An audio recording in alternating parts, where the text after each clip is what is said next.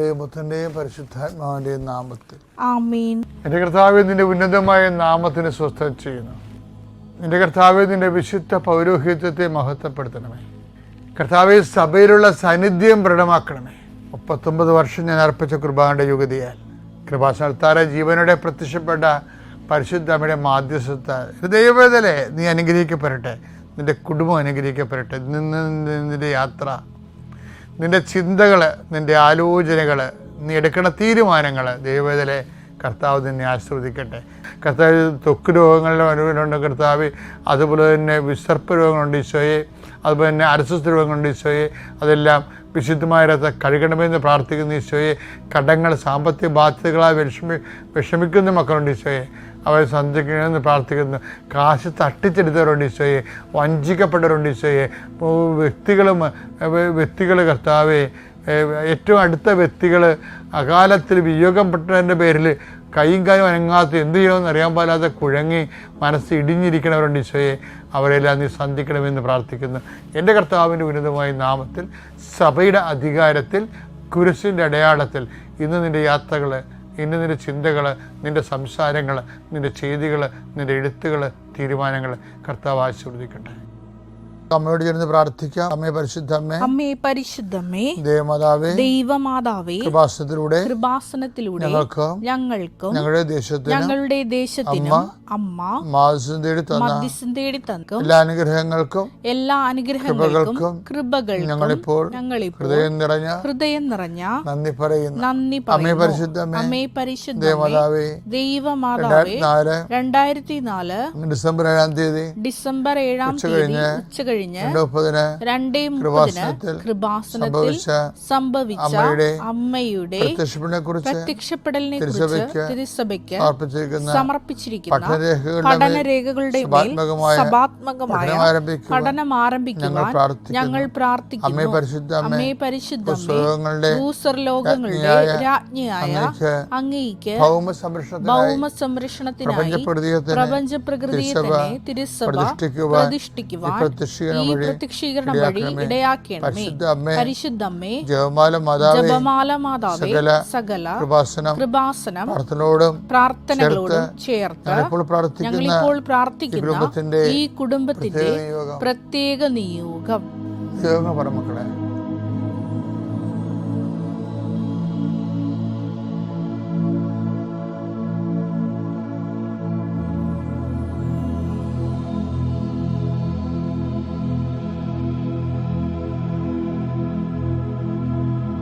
അമ്മയുടെ പ്രത്യക്ഷീകരണത്തിന്റെ ഈ അനുഗ്രഹവേളയിൽ ഞങ്ങൾക്ക് സാധിച്ചു തരുവാൻ കനിയണമേ. സുഖസ്ഥനായ ഞങ്ങളുടെ പിതാവേ, അങ്ങയുടെ നാമം പൂജിതമാകണമേ. അങ്ങയുടെ രാജ്യം വരണമേ. അങ്ങയുടെ തിരുമനസ് സ്വർഗത്തിലെ പോലെ ഭൂമിയിലും ആകണമേ. അന്നു വേണ്ടുന്ന ആഹാരം ഇന്ന് ഞങ്ങൾക്ക് തരണമേ. ഞങ്ങളോട് തെറ്റ് ചെയ്യുന്നവരോട് ഞങ്ങൾ ക്ഷമിക്കുന്നത് പോലെ ഞങ്ങളുടെ തെറ്റുകൾ ഞങ്ങളോടും ക്ഷമിക്കണമേ. ഞങ്ങളെ പ്രലോഭനത്തിൽ ഉൾപ്പെടുത്തരുതേ, തിന്മയിൽ ഞങ്ങൾ രക്ഷിക്കണമേ. ആമേൻ. നന്മ നിറഞ്ഞ മറിയമേ, സ്വസ്തി, കർത്താവ് അങ്ങയുടെ കൂടെ സ്ത്രീകളിൽ അങ്ങ് അനുഗ്രഹിക്കപ്പെട്ടവളാകുന്നു. അങ്ങയുടെ ഉദരത്തിൻ ഫലമായി ഈശോ അനുഗ്രഹിക്കപ്പെട്ടവനാകുന്നു. പരിശുദ്ധ മറിയമേ, തമ്പുരാന്റെ അമ്മേ, പാപികളായ ഞങ്ങൾക്ക് വേണ്ടി ഇപ്പോഴും ഞങ്ങളുടെ മരണസമയത്തും തമ്പുരാനോട് അപേക്ഷിക്കണമേ. ആമേൻ. എൻ്റെ പ്രിയപ്പെട്ടവരെ, മഹത്വീകരിക്കപ്പെട്ട കുഞ്ഞാട് വെളിപാടിൻ്റെ പ്രധാനപ്പെട്ട പ്രമേയമാണ്. പക്ഷെ നമ്മളെപ്പോഴും ചിന്തിക്കുന്നത് നിത്യതയിൽ നമ്മൾ എത്തിച്ചേരുമ്പോൾ ഉണ്ടാകുന്ന സ്വർഗാനുഭവങ്ങളുടെ ഭാഗമായിട്ടാണ് യോഹന്നാനെ വെളിപാട് കിട്ടണമെന്നാണ്. പക്ഷെ അതല്ല, അവൻ 4 ജീവികൾക്ക് മുമ്പ് നിൽക്കുന്നില്ല, 4 സുവിശേഷ മുമ്പിലല്ല നമ്മൾ നിൽക്കുന്നത്. അപ്പോൾ സുവിശേഷം ജീവിക്കുമ്പോൾ വ്യത്യസ്തമായ കാലാവസ്ഥയിലൂടെ നമ്മൾ കടന്നു പോകുന്നു. സഹനങ്ങളിലൂടെയാണെങ്കിൽ സുവിശേഷം ത്തിൻ്റെ വചനം ഉൾക്കൊണ്ടുകൊണ്ട് സമർപ്പിച്ച് കഴിയുമ്പോൾ ദൈവം നമ്മളെ മഹത്വപ്പെടുത്തുകയും നമ്മൾ ലോകത്തെ ജയിക്കുകയും ചെയ്യുന്നതിനെക്കുറിച്ചാണ് ഇവിടെ പറയുന്നത്. അങ്ങനെ സഹിക്കുന്ന കുഞ്ഞാട് ജയിക്കുന്ന കുഞ്ഞാടായിട്ട് ഓരോ ദിവസവും ദൈവം നമ്മളെ മാറ്റിക്കൊണ്ടിരിക്കുകയാണ്. അതിൻ്റെ വചനങ്ങളിലേക്കാണ് നമ്മൾ പോകുന്നത്. വെളിപാട് 7, 11, 12 ദൂതന്മാരെല്ലാം സിംഹാസനത്തിനും ശ്രേഷ്ഠന്മാർക്കും 4 ജീവികൾക്കും ചുറ്റും. ഇവിടെ ആരൊക്കെയുള്ള സിംഹാസനം? അവിടെ ആരാ ഉള്ളത്? ഈശോ. പിന്നെ എന്താണ്? ശ്രേഷ്ഠന്മാർ, അത് അപ്പോസ്തലന്മാരും രക്തസാക്ഷികളും. പിന്നെ ആരാ? 4 ജീവികൾ, സുവിശേഷം, 4 സുവിശേഷങ്ങൾ. അവർ സിംഹാസനത്തിന് മുമ്പിൽ കമിഴ്ന്നു വീണ്. അപ്പോൾ ഇത്രയും സെറ്റപ്പിൻ്റെ മുമ്പിലാണ് നമ്മൾ. ഇപ്പോൾ വചനമുണ്ട്, വചനം ജീവിച്ച വേദസാക്ഷികളും രക്തസാക്ഷികളുമായിട്ടുള്ള വിശുദ്ധന്മാരുണ്ട്. പിന്നെ എന്താണ്? സിംഹാസനമുണ്ട്. ഈ വചനം മാംസമായ ഈശോയുണ്ട്, മരണത്തെ ജയിച്ച കർത്താവ് ഈശോയുണ്ട്. അത്രയും മധ്യത്തിലാണ് നമ്മൾ നിൽക്കുന്നത്. അത് ഈ ഭൂമിയിൽ അങ്ങനെ തന്നെയാണ് നമ്മൾ ജീവിക്കണത്. അത് എന്തിനെന്താ പറയണത് ദൈവത്തിൻ്റെ? എന്തിനെന്താ ദൈവത്തിന് പറയണത്? ആ വാചനം വായിച്ചേ. ആമേൻ. നമ്മുടെ ദൈവത്തിന് സ്തുതിയും മഹത്വവും ജ്ഞാനവും കൃതജ്ഞതയും. അപ്പൊ സ്തുതി, മഹത്വവും, പിന്നെ ജ്ഞാനവും കൃതജ്ഞതയും, ബഹുമാനവും അധികാരവും ആധിപത്യവും എന്നേക്കും ഉണ്ടായിരിക്കട്ടെ. ആമേൻ. ഇത് നമ്മുടെ ജീവിതത്തിൽ സംഭവിക്കുന്ന കളർ വ്യത്യാസങ്ങളില്ലേ, വ്യത്യസ്തങ്ങളായ കാലാവസ്ഥ. ഈ കാലാവസ്ഥകൾക്ക് ഒരു വ്യക്തികൾക്ക് പ്രാർത്ഥിക്കാൻ ഇത്രയും പ്രാർത്ഥനാ രീതികളുണ്ട്. നമ്മളെ സ്തുതി, മഹത്വം, പിന്നെ ജ്ഞാനം. അത് ധ്യാനമാണ്, ദൈവിക പദ്ധതികളെ. അത് അതിനകത്ത് വരുന്നത് ഹൃദയത്തിൽ സംഗ്രഹിക്കുകയാണ്. മാതാവ് ടഫ് ടൈമില്ലേ, ടഫ് ടൈം വരുമ്പോൾ മാതാവ് എന്ത് ചെയ്യും? ഹൃദയത്തിൽ സംഗ്രഹിച്ചു അതിനെക്കുറിച്ച് ധ്യാനിച്ചുകൊണ്ടിരുന്നു. അതാണ് ലൂക്ക 2:19. ജ്ഞാനത്തിലാണ് ഈ ലൂക്ക 2:19 വരേണ്ടത്. കൃതജ്ഞത, നന്ദി, ദൈവാനുഗ്രഹത്തിൻ്റെ നമ്മളെ പ്രതിനിധിയായിട്ട് പറയണ കൃതജ്ഞതയും ബഹുമാനവും അധികാരവും ആധിപത്യവും എന്നേക്കും ഉണ്ടായിരിക്കട്ടെ. എല്ലാം കുഞ്ഞാടൻ്റെ ക്വാളിറ്റീസാണ്. കാര്യം അവൻ ബഹുമാനത്തിന് മേൽ ബഹുമാനം നേടിയവനാണ്. അവനെന്താണ്? അവനെ തന്നെ ആകയാൽ ദൈവം അവൻ അത്യധികം ഉയർത്തിയെന്ന് പറഞ്ഞില്ലേ? അതാണ് ബഹുമാനം അവന് വരാൻ കാര്യം. അവന് ബഹുമാനം പറഞ്ഞത് എന്താണ്?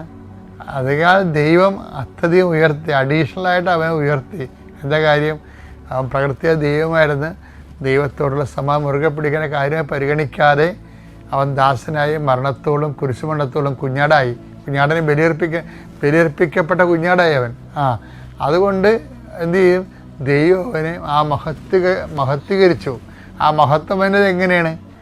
അവൻ കുഞ്ഞാടായി കഴിഞ്ഞപ്പോൾ ദൈവമാണ്. ആകയാൽ ദൈവം അത്യധികം ഉയർത്തി. എല്ലാ നാമങ്ങളെക്കാൾ ഉന്നതമായ നാമം അവിടത്തേക്ക് നൽകി. അപ്പോഴാണ് ഈ കുഞ്ഞാട് മഹത്വീകരിക്കപ്പെടുന്നത്. അതിനെ കൊല്ലപ്പെട്ടിട്ടും നിൽക്കും കുഞ്ഞാട് എന്ന് പറഞ്ഞാൽ മഹത്വീകരിക്കപ്പെട്ട കുഞ്ഞാടാണ്. അപ്പോൾ അത് നമ്മളും ചില സമയത്ത് ഈ മഹത്വീകരിക്കപ്പെട്ട കുഞ്ഞാടായി മാറും. 100 അനുഭവങ്ങൾ എനിക്കുണ്ടായിട്ടുണ്ട്. എന്നുവെച്ചാൽ നമ്മുടെ റീസൺ അനുസരിച്ച് ശരിയല്ലാത്ത കാര്യങ്ങൾ നമ്മൾ ചിലപ്പോൾ മറ്റുള്ളവരുടെ കൈ ചൂണ്ടുന്നതിൻ്റെ മുമ്പിൽ അകപ്പെട്ട് നിൽക്കുകയും എന്നിട്ടും നമ്മൾ ദൈവഹിതം തന്നെ പാലിച്ചുകൊണ്ട് മുന്നോട്ട് പോകുമ്പോൾ നമ്മുടെ പ്രതിയോഗികൾക്ക് നമ്മൾ ദൈവഹിതമാണ് പാലിക്കണമെന്ന് മനസ്സിലാകാതിരിക്കുകയും നമ്മൾ അതിൻ്റെ പേരിൽ നമ്മളെ പഴിചാരുകയും ചെയ്തിട്ടും നമ്മൾ പിടിച്ചു നിൽക്കുകയും ചെയ്യണമാണ് ഈ മഹത്വീകരിക്കപ്പെട്ട കുഞ്ഞാടെന്ന് പറയണത്. അതൊരു ഭയങ്കര സംഭവമാണത്. അല്ലാതെ നിങ്ങളവർക്കത് മരിച്ചു ചെല്ലുമ്പോൾ തന്നെ അവിടെ ചെല്ലുമ്പോൾ നമ്മൾ ദൈവം മഹത്വീകരിക്കപ്പെടാൻ അതല്ല. ഓരോ അനുഭവങ്ങളും അങ്ങനെയാണ്. മഹത്വീകരിക്കപ്പെട്ട കുഞ്ഞാടിലേക്കുള്ള ദൂരമാണ് നമ്മുടെ.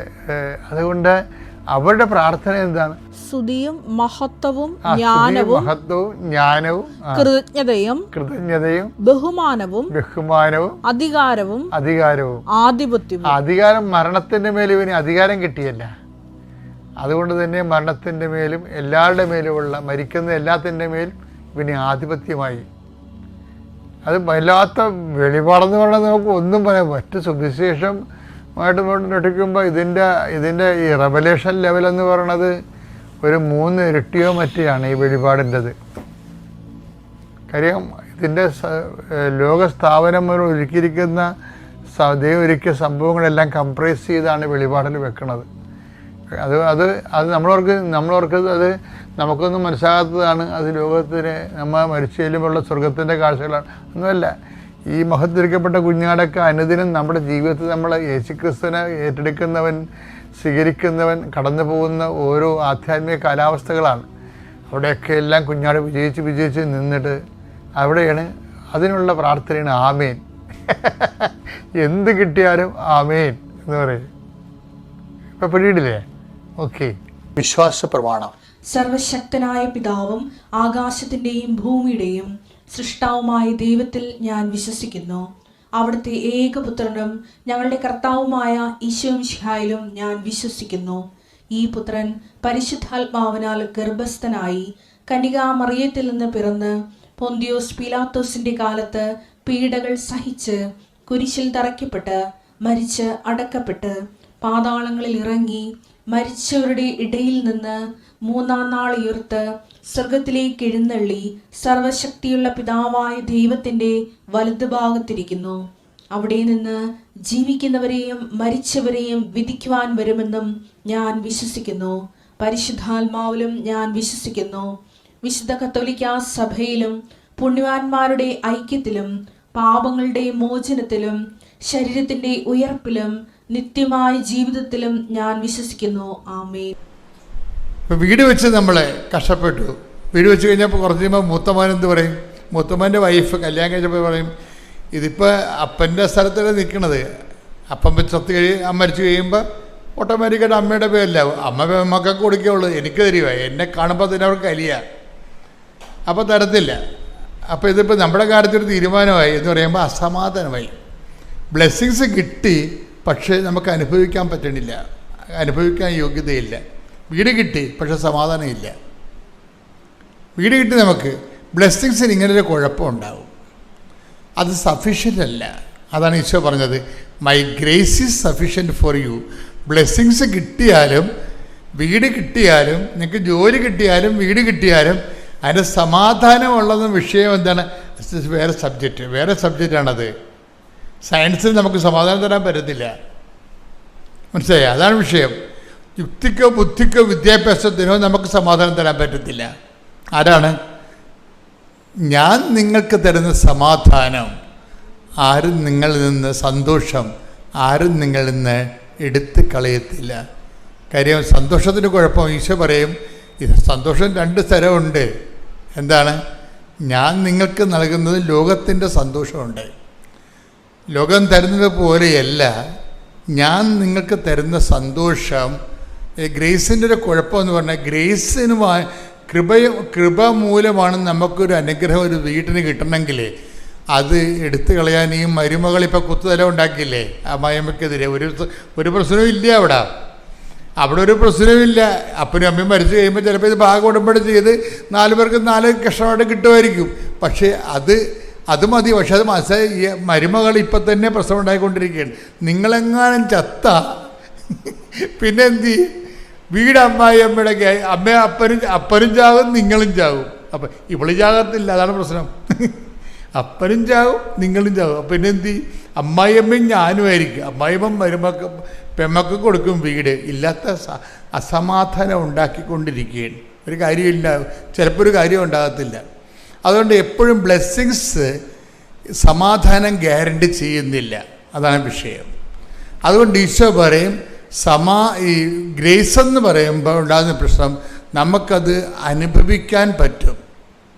മറ്റത് അനുഭവിക്കണമെങ്കിൽ ബ്ലെസ്സിങ്സ് ഉള്ള പ്രശ്നം വെച്ച് കഴിഞ്ഞാൽ അതിന് അനുഭവിക്കണമെന്നുണ്ടെങ്കിൽ ദൈവത്തിൻ്റെ ഒരു പ്രത്യേക കൃപ അവിടെ ഗ്യാരണ്ടി ചെയ്യണം. അവിടെ ഒരു ഗ്യാരണ്ടി ഉണ്ടാകണം. അതുകൊണ്ടാണ് ഞാൻ പറയണത്, എപ്പോഴും നിങ്ങൾ ബ്ലെസ്സിങ്സിനേക്കാൾ ഉപരി ഗ്രേസിനെ ഉന്നം വെച്ചുകൊണ്ട് ജീവിക്കുന്നതാണ് നല്ലത്. ഉടമ്പടിയിലെ ജീവിതക്രമം വെച്ചിരിക്കുന്നതിൻ്റെ കാര്യം ഗ്രേസ് എന്ന് പറഞ്ഞാൽ ആരാണ്? ചേട്ടത്തിമാർ ഒക്കെ എന്നെ ത്രൂക്ഷോടെ നോക്കണം. അച്ഛൻ ഗ്രേസ് എന്ന് പറഞ്ഞത് ഏത്? ഞങ്ങളുടെ അയൽവാസിയിലൊരു ഗ്രേസ് ഉണ്ടത്. ഗ്രേസ് എന്ന് വന്നിട്ടേ അതായത് ഗ്രേസ് എന്ന് പറഞ്ഞാൽ കൃപ. ഇതിന് ഞാൻ എന്താ പറയുക, ദൈവത്തിൻ്റെ ശക്തിക്കാണ് പറയണത്. നിങ്ങൾ പറയണ പല കാര്യങ്ങളും ബ്ലെസ്സിങ്സ് എന്ന് പറയുന്നത് ദൈവത്തിൻ്റെ ശക്തിയല്ല, ശക്തിയുടെ ഇഫക്റ്റാണ്. എന്ന് വെച്ച് കഴിഞ്ഞാൽ എന്താണ് ഇഫക്റ്റ് എന്ന് പറയണത്? ഇപ്പോൾ ഞാൻ എപ്പോഴും നിങ്ങൾ പറയും, സിമ്പിളായിട്ട് പറയാം, ഒരു കറണ്ട് നമ്മൾ ഉപയോഗിക്കുന്നു അല്ലേ? കറണ്ട് സ്വിച്ച് ഇടുമ്പോൾ ലൈറ്റായിട്ട് വന്നിട്ട് അതൊരു പ്രകാശ ഊർജമായിട്ട് മാറിയിട്ട് ഇവിടെ മുഴുവനും വെളിച്ചം കൊണ്ട് നിറയുകയാണ്. അപ്പോൾ വെളിച്ചമല്ലല്ലോ, കറണ്ട് വേറെയല്ലേ. അതിൻ്റെ അകത്ത് വെളിച്ചം എന്നുള്ളതാണ് ബ്ലെസ്സിങ്സ്. കറണ്ട് ഓഫായി കഴിഞ്ഞാൽ വെളിച്ചം താനേ പോകും. അപ്പോൾ കറണ്ടാണ് ഗ്രേസ്, ഊർജം. അത് ദൈവത്തിൻ്റെ ശക്തിയാണ്. നമുക്ക് ലഭിക്കുന്നതെല്ലാം ഇഫക്റ്റാണ്. ഈ ബ്ലെസ്സിങ്സ് എന്ന് പറഞ്ഞാൽ ഇഫക്റ്റാണ്. അപ്പം അതുകൊണ്ട് എപ്പോഴും നമ്മൾ ശ്രദ്ധിക്കേണ്ടത്, മരമറിയാതെ കൊടിയിടരുത്. ശരിക്കും എന്താ ചെയ്യേണ്ടത്? നമ്മൾ ചെയ്യേണ്ടത് ഗ്രേസിനെ തന്നെ നമ്മൾ ആങ്കർ ചെയ്യണം, ഉന്നം വെക്കണം, പ്രാർത്ഥിക്കുക. കർത്താവ് ദൈവമേ, നിന്റെ ശക്തി എന്നിലേക്ക് ആവശ്യിക്കാൻ വേണ്ടി എന്റെ നിലവിലുള്ള സാഹചര്യത്തിന്റെ പരാധീനതകള് നിന്റെ നാമത്തിൽ ഞാൻ എടുക്കുകയും അതെല്ലാം എന്റെ ബലഹീനമായ സാഹചര്യങ്ങള് നിന്റെ ശക്തി ആർജിക്കാനുള്ള ദൈവത്തിന്റെ പരിപാലനയായി ഞാൻ തിരിച്ചറിഞ്ഞുകൊണ്ട് നിന്നെ സ്തുതിക്കുന്ന, നിന്നെ ആരാധിക്കുന്ന, നിനക്ക് നന്ദി പറയുന്നു.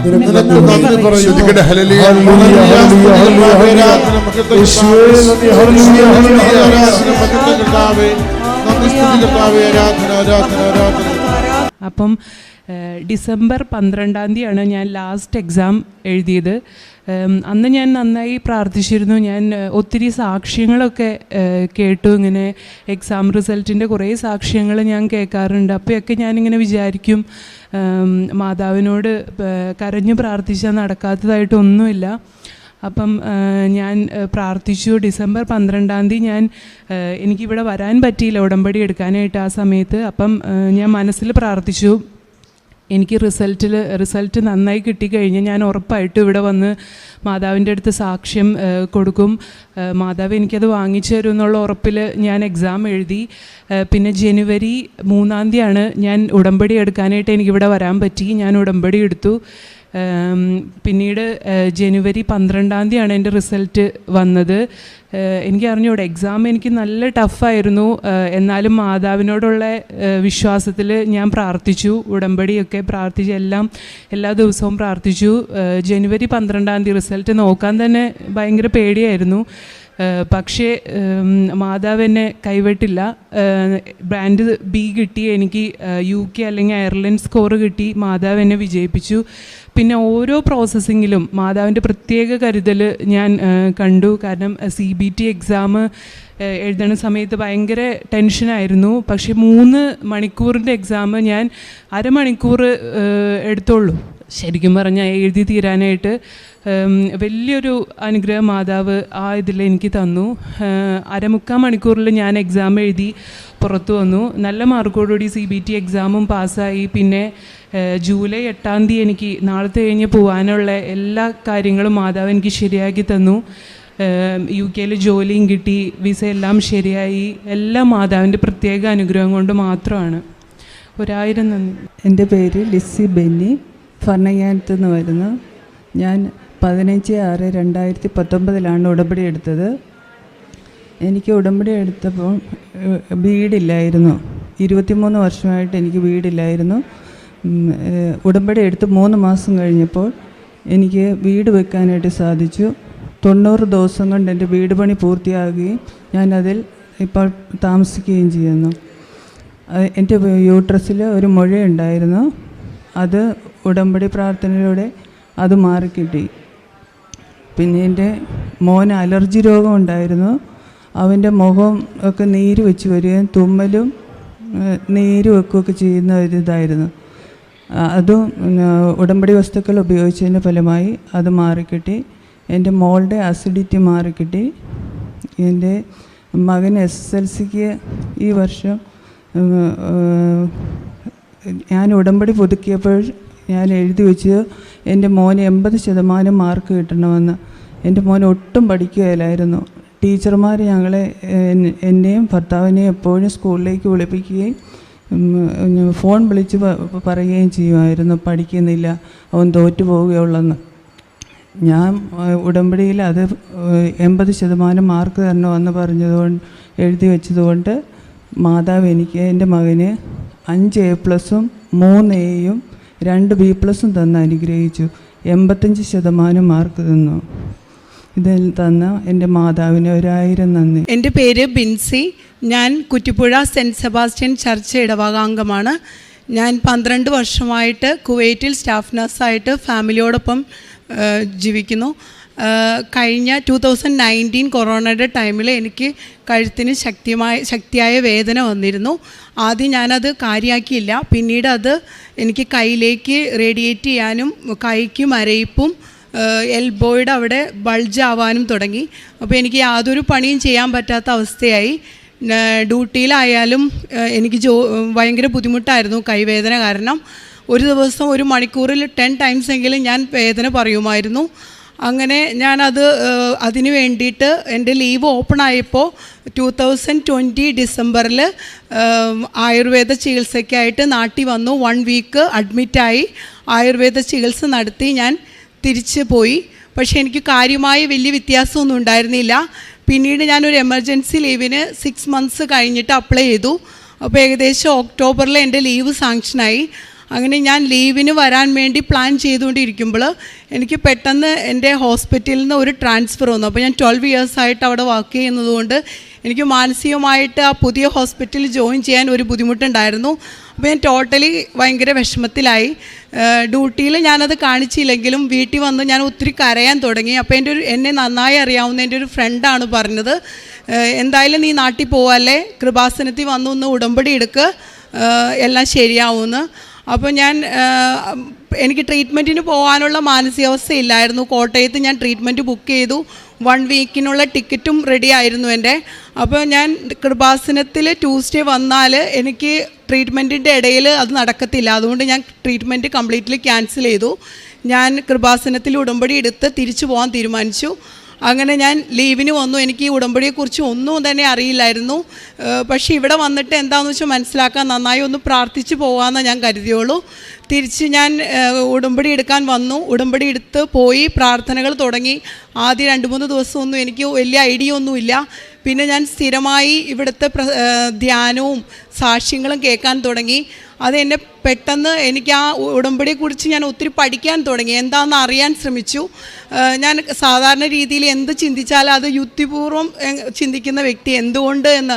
അപ്പോൾ എനിക്ക് ഉടമ്പടിയിൽ എന്തിരിക്കുന്നു, മാതാവിനോട് അവിടെ വെച്ച് പ്രാർത്ഥിച്ചാലും ഒന്നല്ലേ എന്ന് ഞാൻ പലപ്പോഴും ചിന്തിക്കുമായിരുന്നു. മുമ്പ് ഉടമ്പടിയെക്കുറിച്ച് പലവരും പറഞ്ഞെങ്കിലും എനിക്കതിനോട് താല്പര്യമില്ലായിരുന്നു. പക്ഷേ ഇത് ഞാൻ ഉടമ്പടി എടുത്തു കഴിഞ്ഞിട്ട് ഞാൻ അതിനെക്കുറിച്ച് പഠിക്കാൻ തുടങ്ങി. പക്ഷേ ഈ സമയത്ത് ഞാൻ പോലും അറിയാതെ എൻ്റെ വേദന മാറിയെന്നുള്ള സത്യം. ഞാൻ ട്രീറ്റ്മെൻറ്റ് ക്യാൻസൽ ചെയ്ത് പോയ വ്യക്തിയാണ്. ഒരു 1 വീക്ക് ഞാൻ ആയുർവേദ ട്രീറ്റ്മെൻറ്റ് എടുത്തിട്ട് മാറാതെ ഞാൻ എല്ലാ ദിവസവും 10 ടൈംസ് പെയിൻ പറയുന്ന എൻ്റെ കൈ വേദന ഞാൻ പോലും അറിയാതെ മാറാൻ തുടങ്ങി. ഞാൻ കംപ്ലൈൻറ്റ് ചെയ്യാതെ ആയി തുടങ്ങി വേദന. അപ്പോൾ എനിക്ക് മനസ്സിലായി എന്തോ ചേഞ്ച് നടക്കുന്നുണ്ടെന്ന്. അങ്ങനെ ഞാൻ സ്ലോവിലി എനിക്കിപ്പോൾ കംപ്ലീറ്റ് എൻ്റെ വേദന മാറി. റൈറ്റ് ഹാൻഡ് ആയതുകൊണ്ട്, നമ്മളെപ്പോഴും യൂസ് ചെയ്യുന്ന ഹാൻഡ് ആയതുകൊണ്ട് അത് നമുക്ക് അറിയാൻ പറ്റും. എപ്പോഴും സ്ഥിരമായി വേദന എടുത്തുകൊണ്ടിരുന്നതാണ്.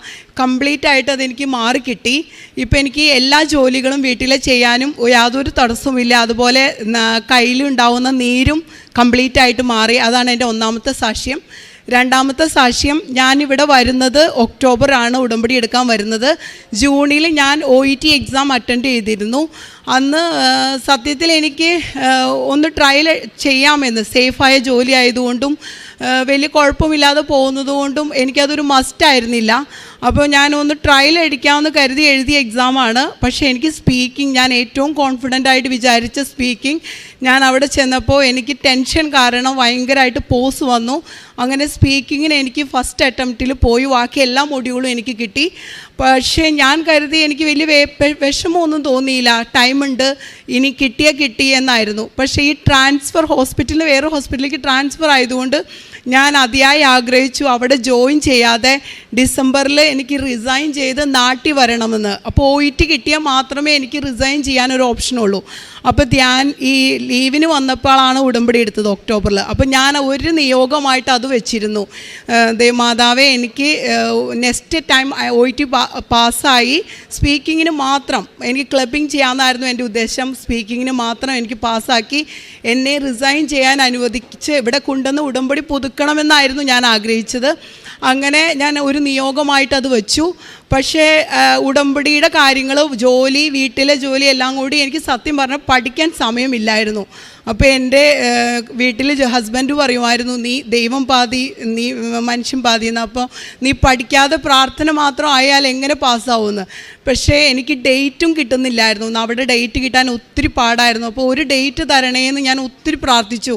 ഒരു ദിവസം ഞാൻ 1 അവർ കൂടുമ്പോൾ നെറ്റിൽ ചെക്ക് ചെയ്യും ഡേറ്റ്.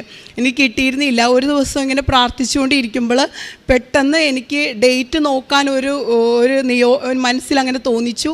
അങ്ങനെ ഞാൻ ചെന്ന് ഡേറ്റ് നോക്കിയപ്പോൾ എനിക്ക് വേണ്ടി ഇട്ടിരുന്ന പോലെ ഡിസംബർ 3 ഒരു ഡേറ്റ് കിടക്കുന്നു. ആരോ ക്യാൻസൽ ചെയ്ത എക്സാമിന് 10 days മുമ്പ് എനിക്ക് ആ ഡേറ്റ് കിട്ടി. അങ്ങനെ ഞാൻ ആ എക്സാം എഴുതി. ഞാൻ സത്യത്തിൽ ഒരു ലിസണിങ്ങോ ഒരു റീഡിങ്ങോ കംപ്ലീറ്റ് ആയിട്ട് ചെയ്യാൻ എനിക്ക് സാധിച്ചിരുന്നില്ല. കാര്യം ഡ്യൂട്ടിയും കറക്റ്റായിട്ട് ഞാൻ ഉടമ്പടി കണ്ടിന്യൂ ചെയ്തു. എല്ലാ ദിവസവും പള്ളിയിൽ പോകാൻ ശ്രമിച്ചു. എന്നും കറക്റ്റായിട്ട് ബൈബിൾ വായിച്ചു, പ്രാർത്ഥിച്ചു. എല്ലാ കാര്യങ്ങളും അതിൻ്റെ കറക്റ്റായ രീതിയിൽ ചെയ്തുകൊണ്ട് എനിക്ക് സത്യത്തിൽ പഠിക്കാൻ സമയം കിട്ടിയിരുന്നില്ല. പക്ഷേ ഓരോ പരീക്ഷ കഴിയുമ്പോഴും സാക്ഷ്യം പലത് കേൾക്കുന്നത് കൊണ്ട് കറക്റ്റായി ഞാൻ ഓരോ എക്സാം കഴിയുമ്പോഴും ഞാൻ മാതാവിനും ഈശോയ്ക്കും സമർപ്പിച്ച് എൻ്റെ പേപ്പർ കൊടുത്തു.